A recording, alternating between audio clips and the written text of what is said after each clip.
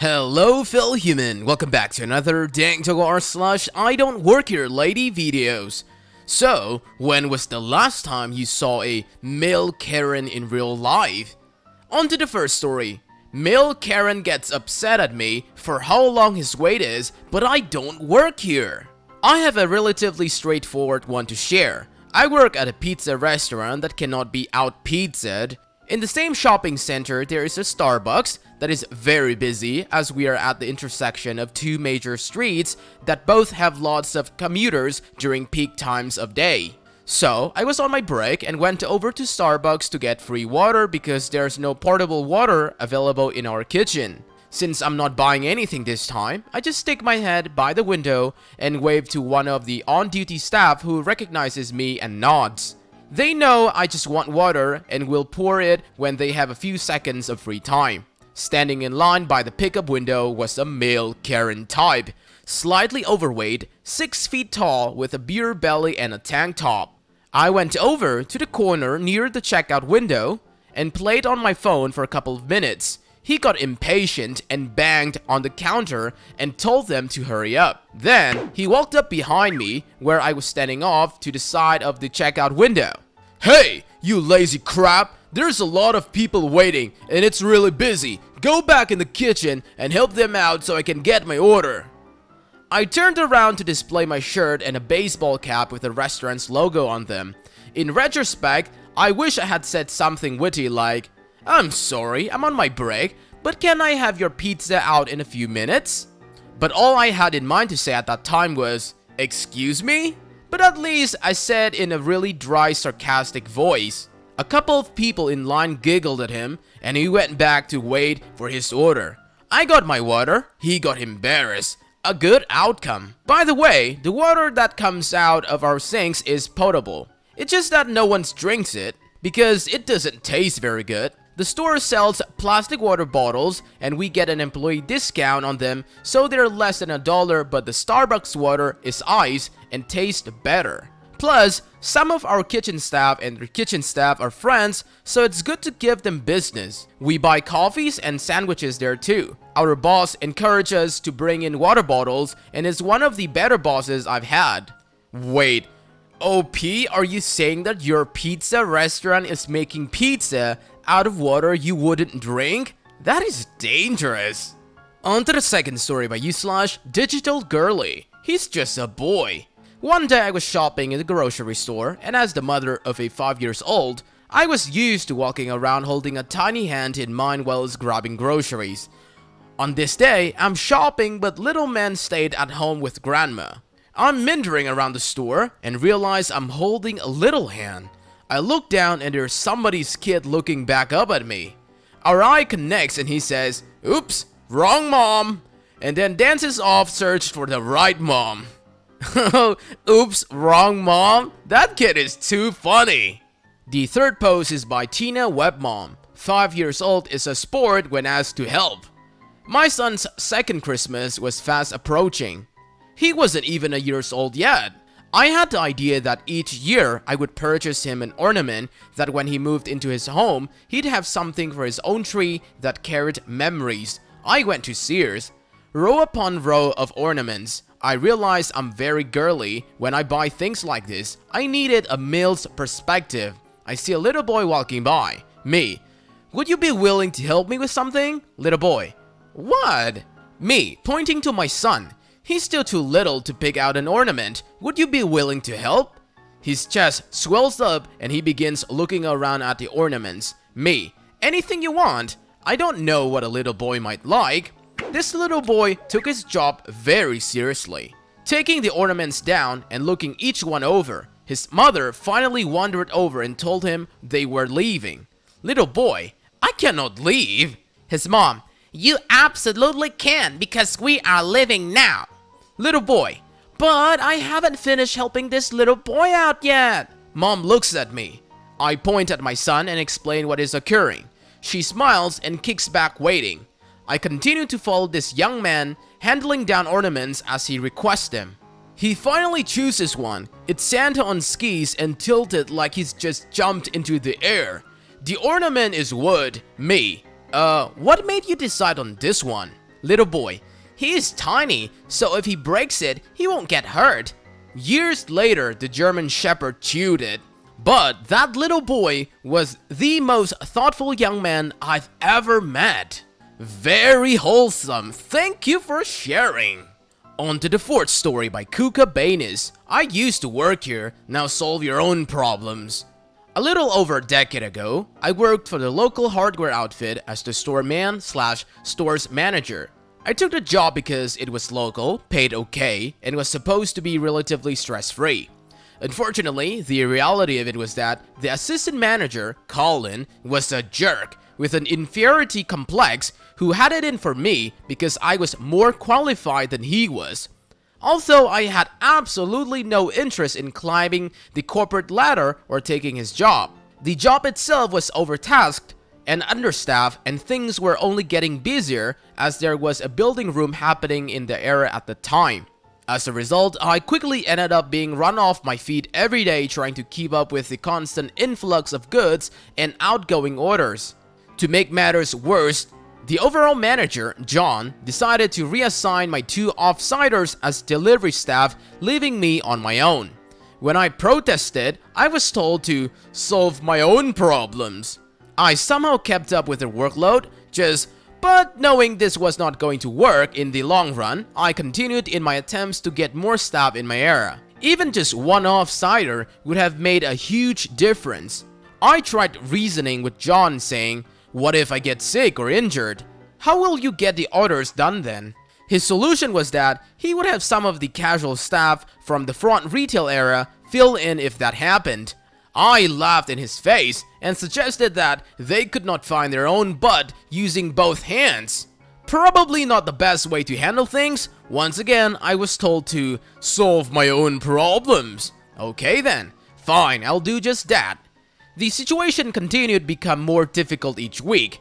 The incoming goods were increasing in volume to keep up with the demand. Think 2 semi-trailers per day. And as outgoing orders were to take the priority, the incoming goods began piling up. Colin decided to rear his ugly head and make a fuss about stock not being checked in and stored on time. And in one of our more robust discussions, I seriously considered rearranging his face and told him so. He decided to go on an early lunch, run away, and hid for me in his office for the rest of the week. That was the day I realized I need to get out of this place. As for solving my problems, well, obviously I was looking for a new job. I answered an ad for correctional officers and attended a meeting for applicants, then sat the psych test, interviews, and was finally accepted for the training to begin in 1 month. Perfect timing! The next Monday, I walked into John's office and gave him 2 weeks' notice. John was absolutely appalled that I would consider leaving such a good job. He tried offering me a raise of $1,000 per year. I laughed and said my starting pay was already $15,000 more than I was getting here and walked out. Now, you would think a smart manager would immediately take steps to cover my position and begin training a replacement. Nope, nothing happened for the next week and a half until on my last Thursday, John finally showed up with a replacement. Some entirely forgettable teenager who plainly had no chance of keeping up. I trained him as best I could and the next day said my goodbyes. 2 months later, I walked in as a customer, flush with my new job money. The place was an utter mess. There was crap everywhere, unprocessed goods still in sealed boxes, pallets of sheeting just dumped in the truck yard, and no one could find anything. The original guy I trained was nowhere to be seen, and 4 new young guys with haunted-looking face were madly scrambling about trying to sort their crap out. No one knew where anything was, where anything goes, or even how to do basic invoice check. Total disaster, which brought a warm glow to my evil black "told you so" heart. Upon seeing me, John quickly pulled me aside and asked if I can help out and show the new guys what to do. I took the great pleasure in reminding him that I had repeatedly warned him this could happen and that not only did I no longer work here, but that he will have to, and I quote, "solve your own problems." This actually can also fit malicious compliance, and a good one at that. On to the 5th story by u/pretentious fools. My eyes are okay, lady, but you might need an appointment with your eye doctor. So this happened earlier today at a Target-like store in India. For the record, store workers wear black polos with orange collars, and the name of the store are in the same orange, black pants, and orange mask. Now, I went there today to get supplies wearing a bright yellow floral blouse, a blue floral face mask, and a blue ripped jeans. As I'm carefully trying to make my cart to the checkout counter, a lady zips across me and cuts me in line. Now, because of her speed in cutting across of me, I didn't see her and my cart hit her accidentally. I immediately apologized because my cart hit you, so I'm sorry even if it wasn't actually my fault because you were cutting in line. But this lady starts yelling at me. Lady, are you ducking blind? Me, I'm sorry ma'am, but you came in front of me. Lady, watch where you're going. I don't know where these people come from. Who the duck hired you? I expect to see the manager. Me, ma'am, I'm a customer just like you. I don't work here. Furthermore, I'd not recommend dashing across crowded stores if you don't want someone to hit you. Lady, you uncouth swine. At this point, I wore my headphones and walked over to another counter, and the lady starts complaining, still screaming, to her cashier. Lady, do you have no protocol as to how you hire people? I demand to see a manager. Cashier, ma'am, she's not an employee, and you did cut in line. Lady, I've had enough with you people. I need a discount for your rude behavior. I demand to see a manager. By this point, my cashier has already called for a manager and has finished processing my items. Manager comes, unbeknownst to us, she's seen the entire incident. She walks over me first and says, I'm sorry ma'am, on behalf of the store, you get 10% off on your total order, and motions to my cashier to process the discount. Manager then heads over to the lady. Lady, your ducking employees are not only blind but also rude. Manager, sorry ma'am, but the ma'am in the yellow is not an employee but a customer. As you can see, our uniforms are very different. I'm sorry, but we cannot issue you a discount, but I can recommend an excellent eye doctor to you. And the manager walks away. I don't know what happened after because I was done paying and had to exit, otherwise I would have held up in the line. Oh wow, that manager is savage. I need to remember that eye doctor line if I ever meet a Karen in real life. On to the 6th post by Ekilisser. Ex-employee chews out a Karen. So for some context, this story involves me, a nice lady, a Karen's husband, and a guy who used to work there. We'll call him Adam. But he's actually my hero. Also, I'm obviously a trans guy, which did not help. I work at a large hardware store as an appliance associate. We wear orange aprons, so I'll let you figure out where that is. Now, I don't usually work in flooring, but the regular flooring guy was on break, so after the nice lady asked me to get something down from the overhead for her, I headed over there to help. Seeing Karen and Adam standing at the carpet cutting machine not together, I tell them I'll come help them as soon as I was done with the nice lady. After about 2 minutes, I returned to the carpet cutting machine to find Karen gone, leaving me to talk Adam through what would be best for him to get for his project. Just as I'm getting ready to roll out the carpet we decided on, Karen comes stomping back. Karen, there you are. Adam, it's alright man, take care of her first. I'm not in any rush. Me, how can I help you ma'am? Karen, I need a 60 feet of AstroTurf. How ducking hard is that? I start rolling out her carpet. You should have just done that to begin with. Are you stupid or something? All of you people are lazy, good-for-nothing retards. Adam, ma'am, there's no reason to talk to him like that. He's just doing his job. Karen, not ducking fast enough. Not that it's any of your business. You need to stay out of our conversation. Adam, obviously done with her BS. Look, he's just trying to do his job, and you're acting like a tramp. A verbal smackdown ensues until my manager, we'll call her Debbie, walks over to intervene. Manager, is there a problem? Karen, I was just having a conversation with this lady, points to me, and he started to being rude. You need to handle it. Manager, ma'am, he doesn't work here. I don't know what you want me to tell you. My manager proceeds to try and talk the woman down while I roll and cut her carpet. By the time I had her carpet ready, her husband had arrived with a car to load it up. Then, thinking everything was over, my manager walks away and I turn to Adam to get him his carpet. That's when I realized that Karen had been telling her husband what happened. Husband storming out to Adam. Did you call my wife a tramp? Adam shrugging. I said she was acting like a tramp. There's no reason to talk to associate like the way she did. Husband, you need to learn some ducking respect. You cannot talk to customers like that. Adam, I am a customer, which means I can say the things everyone else is thinking but cannot say. Then, the husband tried to fight Adam before my manager came back and escorted the couple to the front. Come to find out, Adam used to work there and loved the opportunity to tell customers everything he'd never been able to when he worked there. I've never been so satisfied.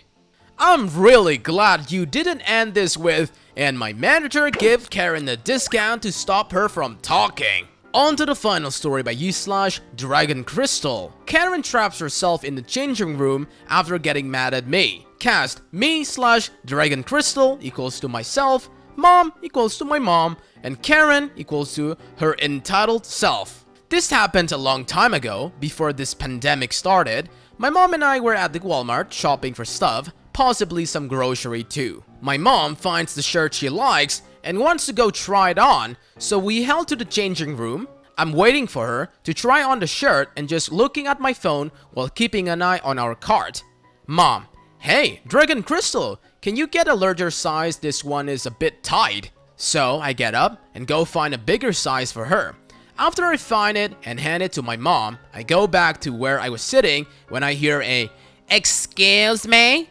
I look up and I see Karen standing in a different changing room holding up a t-shirt or some kind of clothing. Karen, here, get me a different size. It's too small for me. Me, sorry, but I don't work here.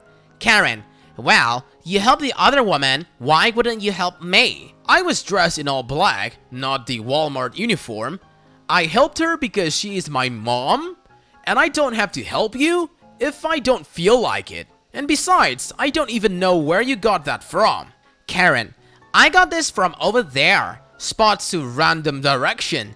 It's not that hard to find. It's right in the opening, so be nice and go get it for me now. Me, sorry, but I was told to watch the cart and stay here in the case something happens to our stuff, but you can change back and get it yourself. Karen angrily huffs and slams the door shut hard. She might have slammed it too hard, cause I noticed the door to my mom's changing room shake a bit. A few minutes later, my mom comes out wondering what happened and what that yelling was about.